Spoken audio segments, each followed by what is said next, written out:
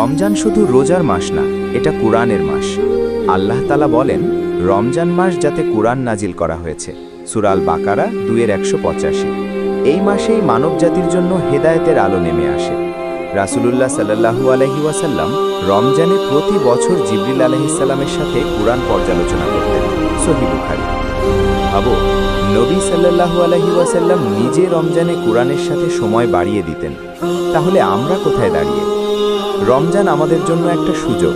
কুরআন শুধু তেলাওয়াত না, বোঝা, ভাবা, জীবনে প্রয়োগ করা। প্রতিদিন অল্প হলেও পড়ো, 1 পৃষ্ঠা, অর্ধ পৃষ্ঠা, কিন্তু নিয়মিত। কারণ এই কুরআনই কিয়ামতের দিন তোমার পক্ষে সাক্ষী দেবে। সহিহ মুসলিম। রমজান এসেছে, কুরআনের সাথে সম্পর্ক ঠিক করার সময় এখনই।